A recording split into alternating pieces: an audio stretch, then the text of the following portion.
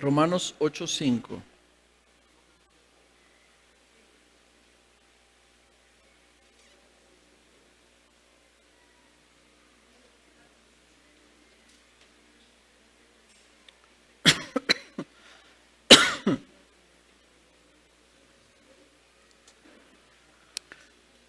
Romanos 8:5.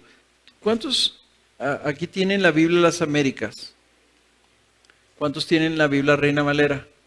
Ok, bueno, está muy bien suave distribuido. Vamos a leer estos versículos en las dos versiones.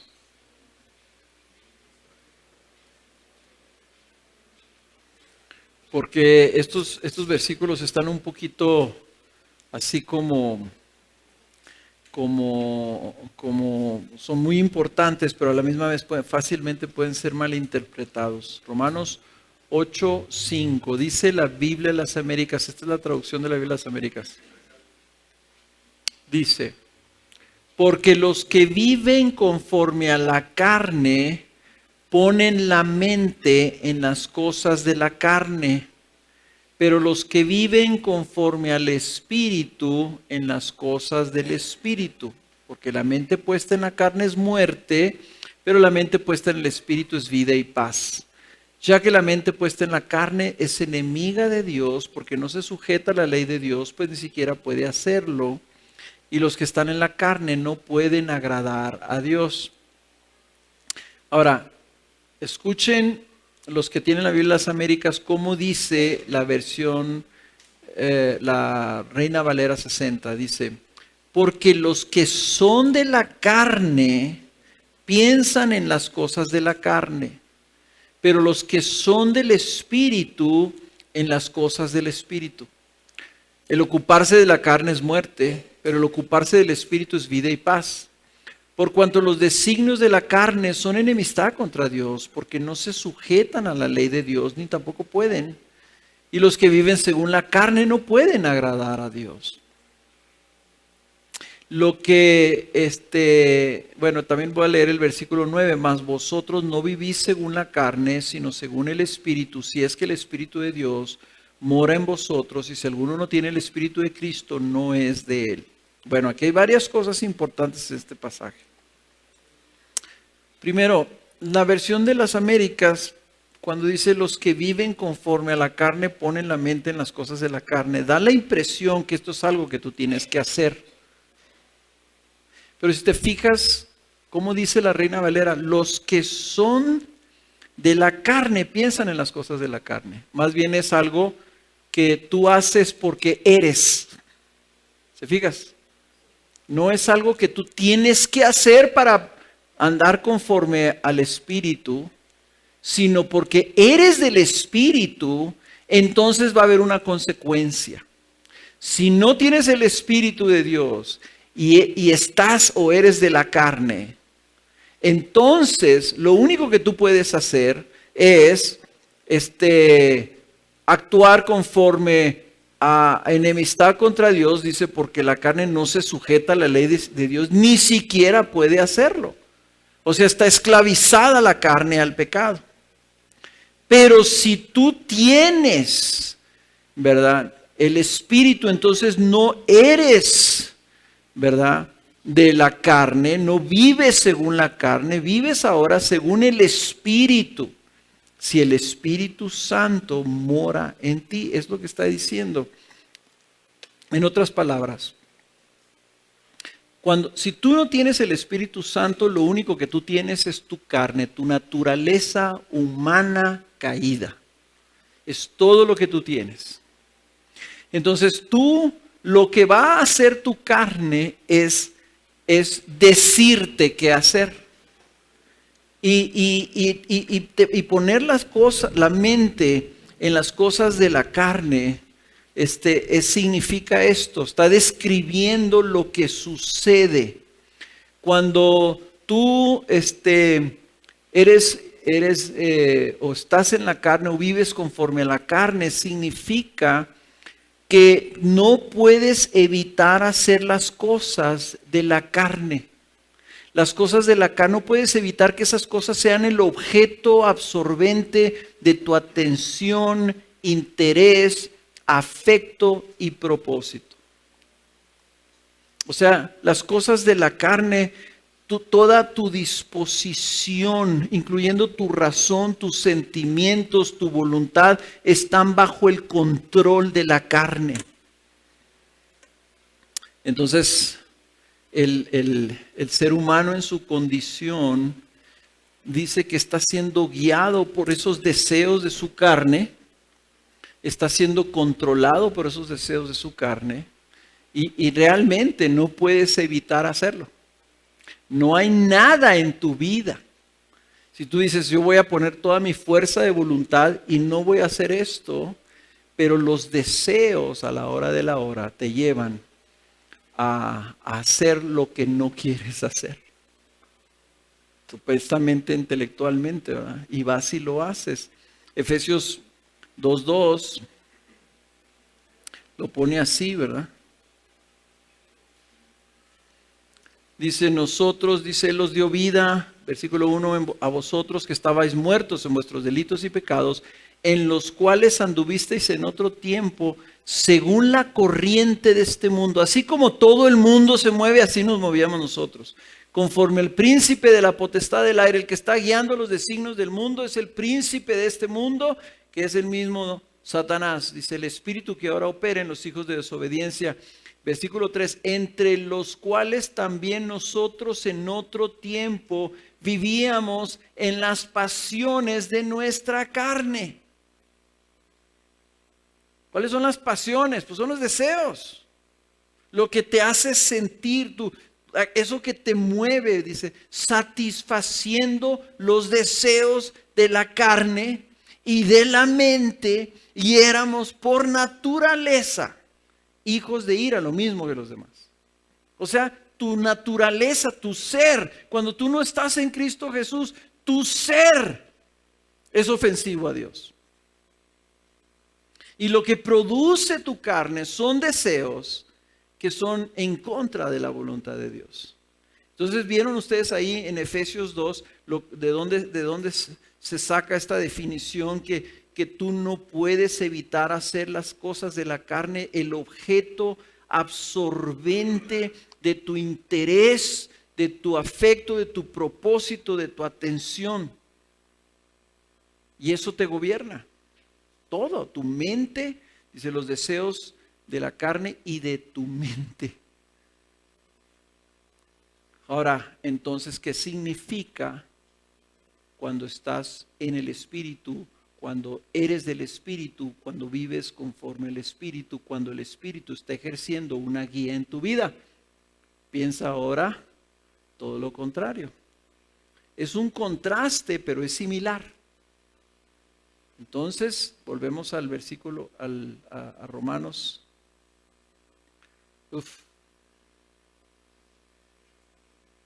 Ay, esta cosa se supone que si le hago así con los dedos se regresa. Romanos 5:5, y Romanos 8:5. Perdonen que yo no nací en la edad de la electrónica. Entonces, los que son de la carne piensan en las cosas de la carne, pero los que son del Espíritu en las cosas del Espíritu. ¿Cuáles son las cosas de la carne? Los deseos, las pasiones de la carne, los deseos de la carne y de la mente. ¿Cuáles son las cosas del Espíritu? El que está en el Espíritu, entonces quiere decir que el Espíritu está guiando nuestra atención a poner la mente en las cosas del Espíritu, para que el Espíritu de Dios, las cosas de Dios, las cosas que produce el Espíritu, sean el objeto absorbente de nuestra atención, interés, afecto y propósito. Ustedes quieren conocer una persona completamente espiritual, siempre va a estar pensando una cosa, en el Señor y no más. Las cosas del Señor. Ustedes lean a los grandes héroes de la fe, los hombres que Dios usó para traer grandes avivamientos mundiales. Esos cuates nomás tenían un solo pensamiento. Todo el día estaban pensando nomás en las cosas del Señor. Su mente estaba controlada por el Espíritu. Así como un pecador, ¿verdad?, sin el Espíritu de Dios, es controlado por su carne. El Señor nos da el Espíritu para que el Espíritu sea el que gobierne nuestra vida. El Espíritu genera pensamientos de Dios. El Espíritu revela el conocimiento de Dios. El Espíritu pone las pasiones del Espíritu. ¿Sabías tú eso? Que el Espíritu te da pasiones también. Provoca deseos. ¿Qué es cuando tú estás y en ti hay un anhelo, un deseo de conocer más a Dios? Un deseo de tener más de Dios, un deseo de que el Señor te muestre su gloria. Pues eso es algo que está provocando el Espíritu Santo en ti. Entonces, así, ¿por qué dice en Romanos 6 que nosotros ya no estamos bajo dominio del pecado? Dice, eso se rompió, ya no estás bajo el dominio. Dice, entonces no te vuelvas a esclavizar tú voluntariamente. Dice, porque el que obedece, si tú obedeces la carne, entonces te vuelves a ser esclavo de la carne. Porque funciona como si fuera su esclavo. ¿Y qué está haciendo la carne? La carne está tratando de seducirte y de decirte, es que no lo puedes evitar. Tú lo vas a tener que hacer, pero es que no quiero. Es que no, ay, ¿para qué te resistes, hombre?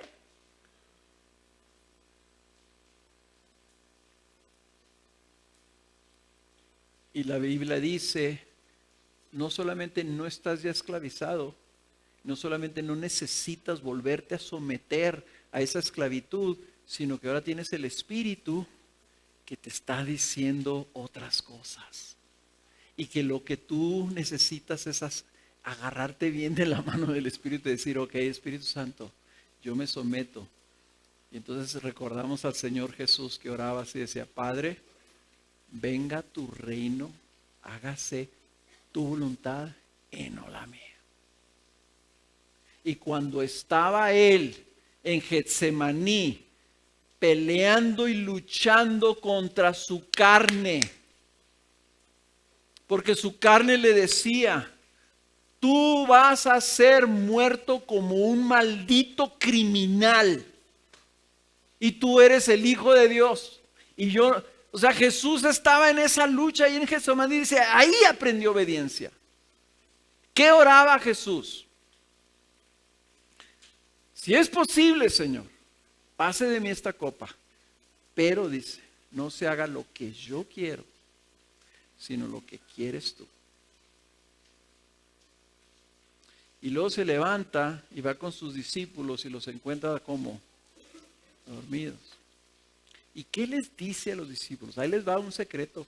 No es secreto porque está en la Biblia, lo pueden ustedes leer, pero ahí les va un secreto de la vida cristiana. Jesús les dice, orad, velad y orad para que no caigáis en tentación. En otras palabras está diciendo, lo que yo estaba haciendo, háganlo ustedes también. No le hagan caso a su carne, oren y pídanle al Señor que se haga su voluntad, agárrense del Espíritu Santo y síganlo.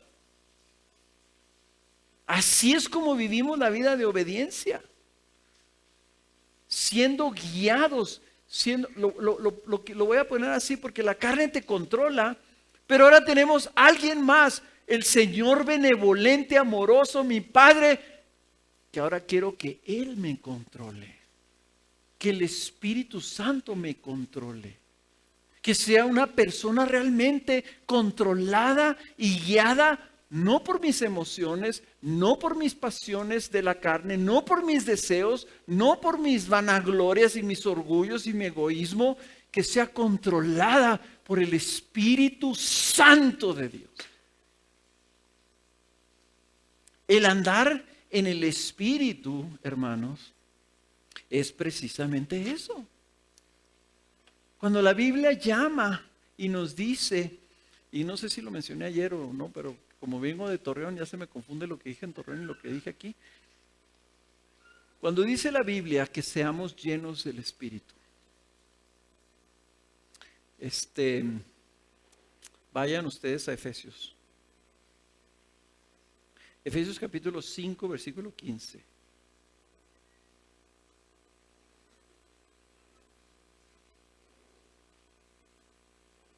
Efesios 5, 15. ¿Ya lo tienen? Dice, por tanto, tened cuidado cómo andáis. ¿Qué significa andáis? ¿Cómo estás caminando? ¿Cómo es tu andar? ¿Verdad? Si vives por el Espíritu, anda por el Espíritu. Tened cuidado, pongan atención. No como insensatos, sino como sabios. Aprovechando bien el tiempo, porque los días son malos. Así pues, no seáis necios, sino entended cuál es la voluntad del Señor. Y ya debemos saber ahorita quién es el que viene a revelarnos la voluntad del Señor. ¿Quién es? Por medio de su palabra. Aquí está reveladas las cosas de Dios. Dice, y no os embriaguéis con vino en lo cual hay disolución, sino sed llenos del Espíritu. Qué curioso que está hablando de tener cuidado, cómo andes y todo. Y lo dice, no te embriagues. Como que, ¿qué tiene que ver embriagarse aquí con este tema espiritual tan importante? Dice, sed llenos del Espíritu, hablando entre vosotros con salmos, himnos y cantos espirituales, cantando y alabando con vuestro corazón al Señor, dando siempre gracias por todo en el nombre de nuestro Señor Jesucristo, a Dios el Padre, sometiéndonos unos a otros en el temor de Cristo. Como que no checa que diga que no te embriagues con vino. Pues lo que está hablando aquí es que el Espíritu Santo está queriéndonos guiar en este andar, y entonces nos está diciendo Pablo que nosotros debemos entender y considerar esto, que esto es algo que tú debes estar dedicado, tú tienes que estar viendo tu vida, tú tienes que estar evaluando tu caminar, tú tienes que estar pensando, bueno, ¿estoy viviendo como un hijo de Dios o estoy viviendo como un necio? Y que lo pienses y lo consideres, porque tú necesitas entender cuál es la voluntad de Dios para que luego seas lleno del Espíritu Santo. ¿Ok? Ahora, andar con sabiduría significa que busques entender la voluntad de Dios, porque Él está hablando que no seas necio. Compara el necio, el insensato, con el sabio que entiende la voluntad de Dios. El necio y el insensato vive para satisfacer sus propios deseos, o sea, para hacer su propia voluntad. Y está comparando al necio y el insensato que hace su propia voluntad. No, nosotros tenemos que entender la voluntad de Dios. Entonces, podríamos decir que la característica principal que debemos de tener es al ser personas que buscan someterse a la voluntad de Dios. Si tú quisieras describir a Jesús, ¿cómo era Jesús? Jesús dijo, yo soy humilde y manso significa que se dejaba guiar. Y humilde, que no estaba buscando su propio interés. Y si tú lees el Evangelio, y ojalá un día lo puedas hacer, tómate una tarde y sin distracción, lee de corrido el Evangelio de Juan. Es un muy excelente ejercicio. Léelo de principio a fin con esta pregunta: ¿cómo era Jesús? ¿Cómo era Jesús? Y vas a encontrar esta característica principal de Jesús. Que Jesús en el Evangelio de Juan está pintado así por el evangelista. Jesús solamente venía a hacer la voluntad de su Padre.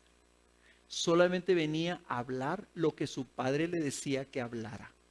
Él no venía a buscar nada de lo suyo, sino venía simplemente a revelar a su Padre. Si nosotros estamos llamados a ser como Jesús, si el Espíritu Santo está trabajando en nosotros para llevarnos de gloria en gloria, ¿verdad? Santificarnos, o sea, hacernos como Jesús, que es otro tema. Otro día vengo y les comparto unas 3, 4 horas acerca de la santificación, pero si el propósito es ser conformados a la imagen de Jesús, lo que el Espíritu Santo quiere es que nosotros vivamos para la voluntad de Dios. Porque su voluntad, dice, para que la compruebes, que es buena, perfecta. Es lo bueno en la vida. Lo que el Padre quiere es que te vaya bien. Tú a tus hijos les dices, no hagas esto, hijo, porque te va a ir mal. No, así no se hace así. Mira, te va a salir bien. Y si tú tienes un hijo necio, no te hace caso. Si tu hijo es un necio, le dices, mi hijo, no toques la estufa porque te vas a quemar. No estés brincando ahí porque te vas a caer. Si tu hijo, los chiquitos son necios, ustedes que piensan que nacen angelitos, sus niños son unos angelitos, no, sus niños nacen necios. Y no te hacen caso. Son unos insensatos.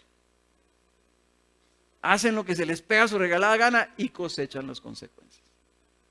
¿Verdad? Que tú se las quieres evitar. Tu Padre, si nosotros siendo malos sabemos decirle y darle cosas buenas a nuestros hijos, cuánto más nuestro Señor, que es perfecto y bueno, sabrá guiarnos a las cosas buenas. Su voluntad. Estamos hablando de su voluntad. Entonces, dice que no nos embriaguemos con vino. Y aquí es donde dice, ¿por qué pone eso? ¿Por qué pone esa frase ahí en medio de que entendamos cuál es la voluntad del Señor? Porque está siendo un ejemplo entre el borracho y el que está lleno del Espíritu Santo. ¿Cómo es un borracho? Es un insensato, es un necio, es uno que habla tonterías y dice lo que se le ocurre. Es uno que no le importa y sale y se pone a orinar en la calle. Es uno que avergüenza a su familia. Es uno que va y comete las peores tonterías y dices, pero ¿cómo se te ocurrió? Pues está borracho. Ese es el borracho, ese es el que se embriaga. Dice, tú no seas así, dices, es pura disolución. Tú sé lleno del Espíritu. Entonces en la Biblia, ¿dónde encontramos esto de ser llenos? Encontramos dos instancias en la Biblia. En la Biblia hay momentos donde dice, y todos estaban reunidos y todos fueron llenos del Espíritu Santo. Cuando dice todos fueron llenos, dice, y todos se estaba derramando el Espíritu, ¿verdad? Estaban siendo llenados por el Espíritu y entonces empezaron a hablar, empezaron a profetizar, algunos empezaron a hablar en lenguas, estaban siendo llenados, salían a predicar con valor. Casi siempre ese estar siendo llenados era como algo que motivaba a la iglesia a salir a hacer la obra de Dios.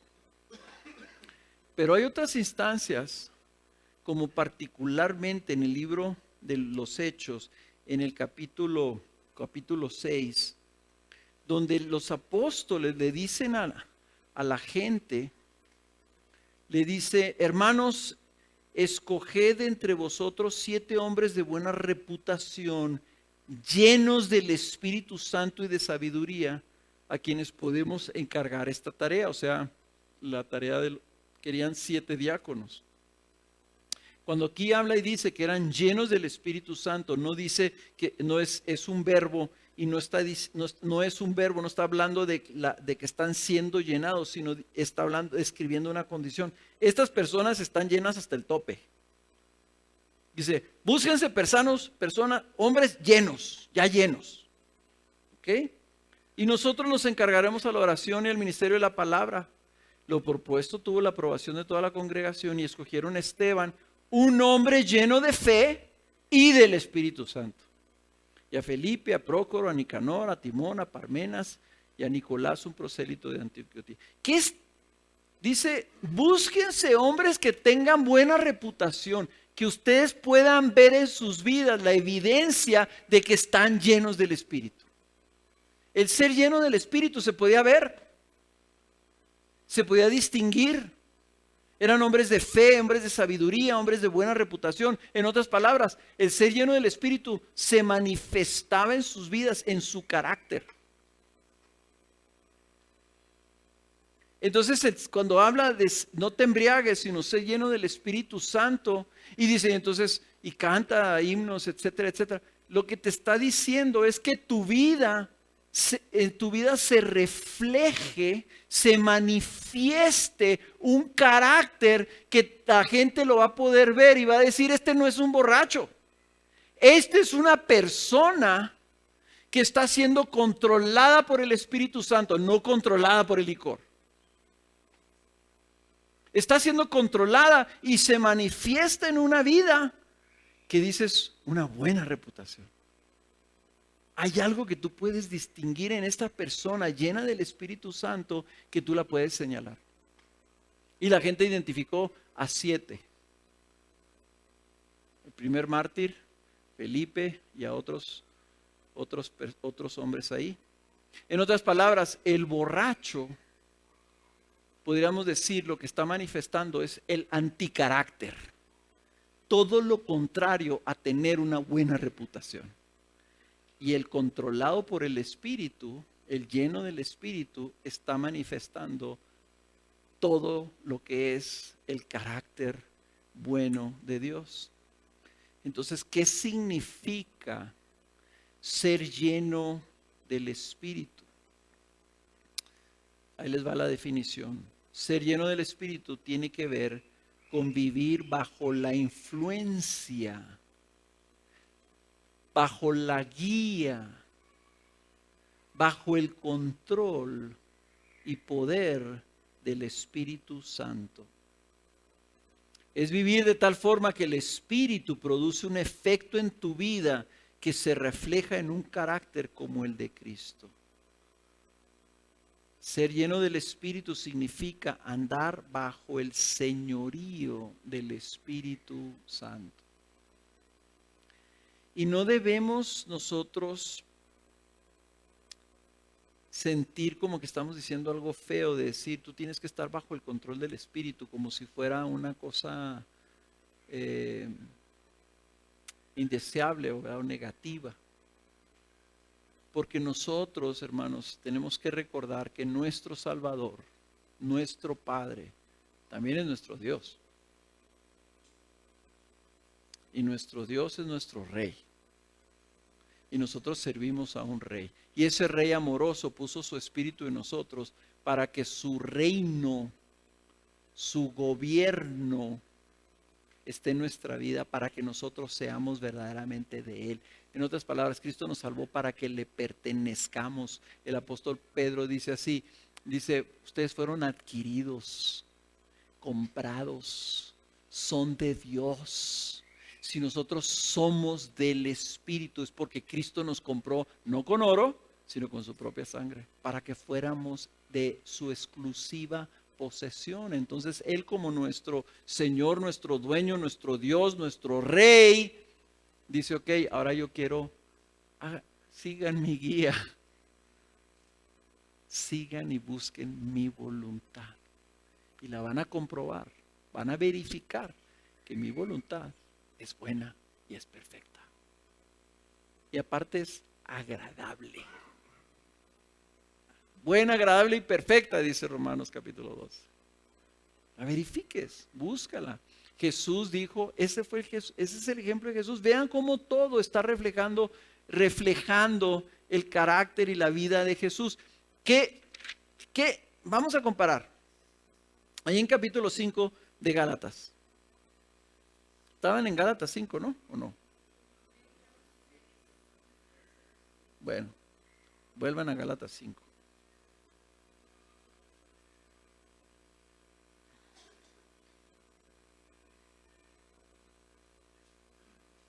Versículo 16. Digo pues, andad por el Espíritu, o la Reina Valera dice, andad en el Espíritu, y no cumpliréis el deseo de la carne.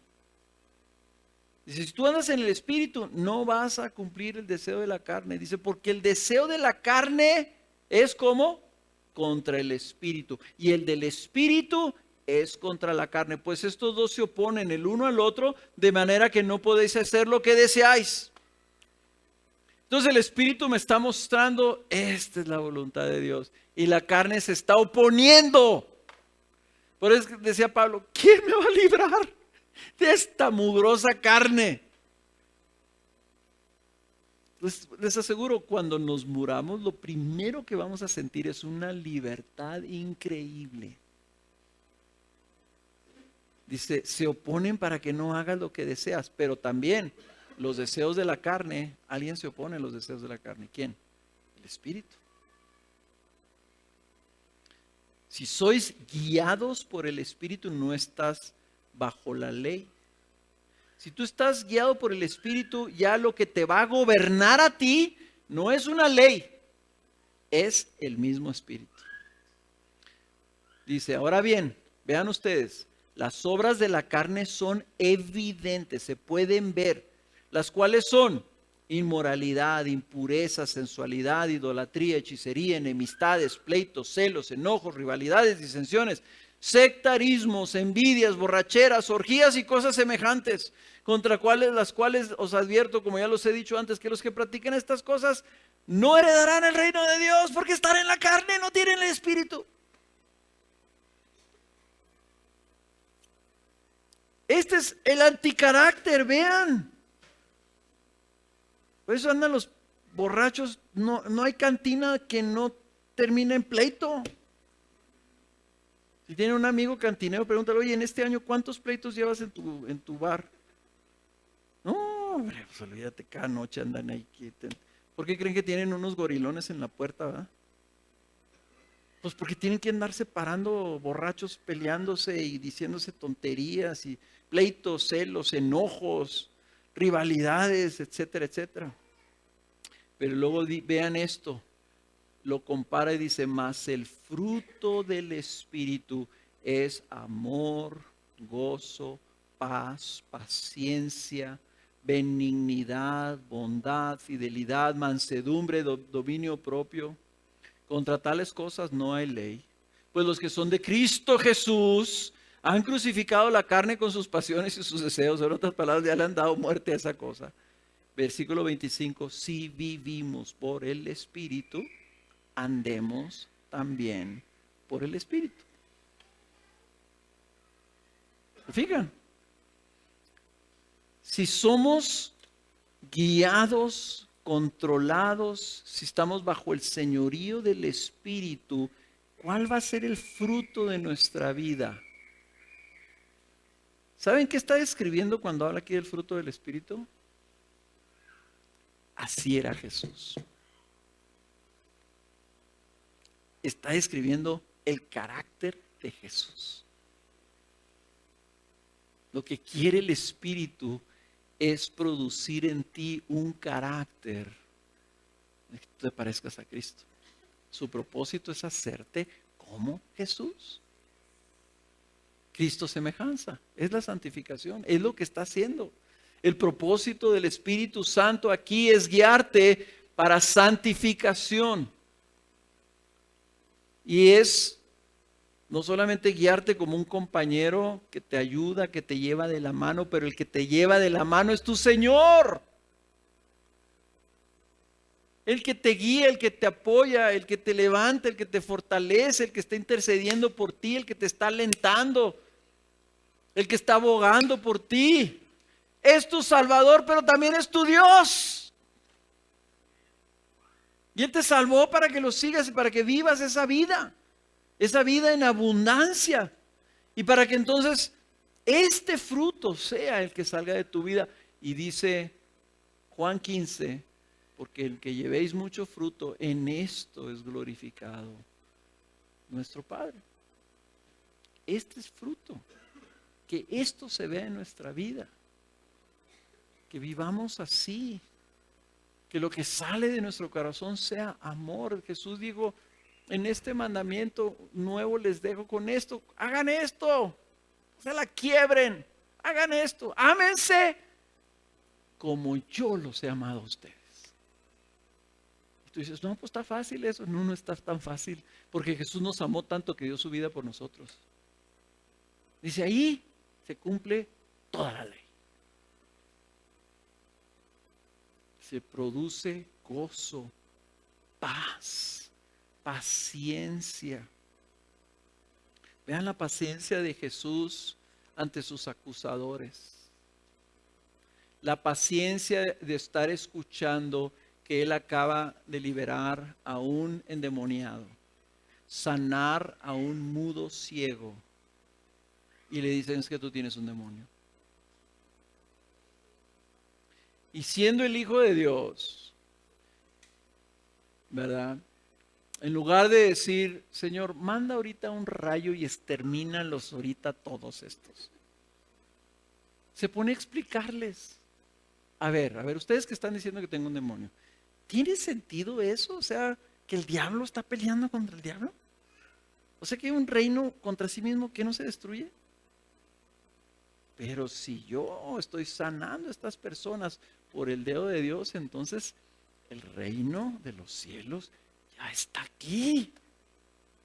O sea, sigue apelando con ellos. Vean la paciencia, la bondad del Señor, la mansedumbre. No abrió su boca.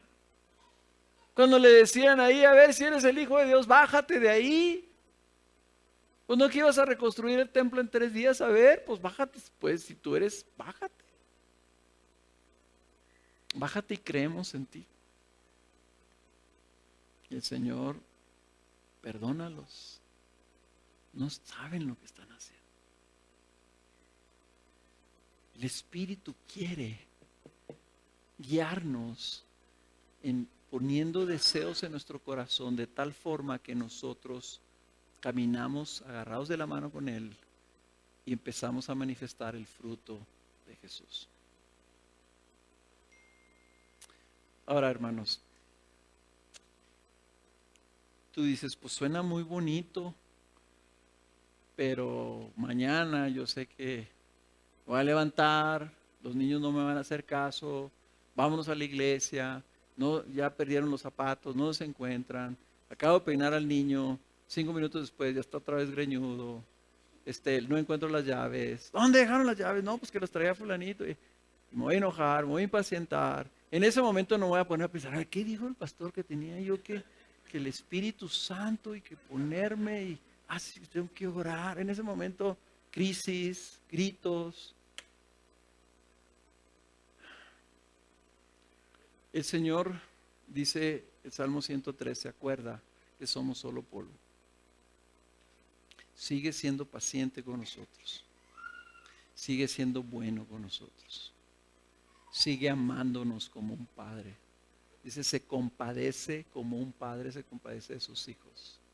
Así como tú te compadeces de los greñudos que andan ahí, los tienen en una jaula ahí atrás. Bueno, no es jaula, es un salón, ¿verdad? Yo vi que tenía rejas la puerta, pero no supe. Te compadeces de tus hijos y los amas. Él se compadece también, pero esas cosas el Espíritu te redarguye y a veces te redarguye y tú, gracias Señor que me lo muestras, perdóname, y se acaba la cosa. Lo que tenemos que tener cuidado, hermanos, lo que tenemos que tener cuidado, en esos momentos a veces no podemos hacer nada, pero el Espíritu nos está hablando y lo que tenemos que tener cuidado de nosotros, darle la espalda, no escucharlo y hacerle caso a nuestra carne. Okay. Cuando nosotros conscientemente sabemos que algo es contra la voluntad de Dios, estamos conscientes, sentimos la convicción del Espíritu y decidimos darle la espalda al Señor y caminar en la otra dirección, dejando el Espíritu Santo allá y viviendo y volviéndonos a someter a lo que nos dicta nuestra carne. O sea, ahí estamos esclavizándonos de nuevo y estamos viviendo como si fuéramos paganos y no tuviéramos Dios, y como estábamos antes de donde vino el Señor a rescatarnos. Ahí lo único que te queda hacer ahí es el arrepentimiento. Y el arrepentimiento es que no que te sientas mal, no que llores, aunque puede ser que llores y te sientas triste. El arrepentimiento es: Señor, otra vez de cabezón, perdóname. Y vengo a ti otra vez a agarrarme de ti. Ese es el arrepentimiento. No me sueltes, Señor, porque no quiero soltarme. Fui un necio, fui un insensato, como un borracho vil, me fui. Yo tengo que volver a ti, a tu propósito, a tu voluntad, a lo que tú quieres para mi vida. Ese es el arrepentimiento. Y ese proceso, lean ustedes el Antiguo Testamento, lean a los profetas. El Señor les decía: yo les estoy, hable y hable, les mando profetas, les mando gente que les advierta, que los asuste, que los amenace. Y dice: ¿y ustedes les entra por un lado y les sale por el otro? Y entonces no le queda más que la disciplina para su pueblo, pero eso no es la voluntad de Dios. Nosotros, se nos ha dado algo mucho mayor, se nos ha dado el Espíritu Santo habitando en nosotros, para que podamos ser controlados por su Espíritu. Pero si tú dejas tu comunión con Dios, dejas de procurar la presencia del Espíritu Santo en tu vida, la conciencia de que Él está ahí, dejas de estar buscando su palabra, dejas de estar hablando con Él, te empiezas a olvidar que Él está ahí. Y empiezas a caminar tú en tus propias fuerzas, en tus propios designios, en tus propias voluntades, siguiendo la corriente de este mundo, igual como estabas antes. Entonces, la cruz de Cristo, el sacrificio de Cristo, se vuelve como si no estuviera existente en tu vida. Ese es el pecado. Ese es lo horrible del pecado. Que teniendo nosotros al Espíritu, su amor, su poder en nuestras vidas, su vida, teniendo el favor de Dios, la gracia de Dios, habiendo sido libertados del pecado, estamos destinados para la gloria, que el Señor nos llame hijos y podemos entrar y hablar con Él todo el momento, a la hora que queramos. Y voluntariamente. No porque no podemos no hacerlo, porque queremos hacerlo. Preferimos hacerle caso a un deseo que tengo que al Espíritu Santo. Esa es la gran contradicción del creyente. Eso es lo que debe dolernos.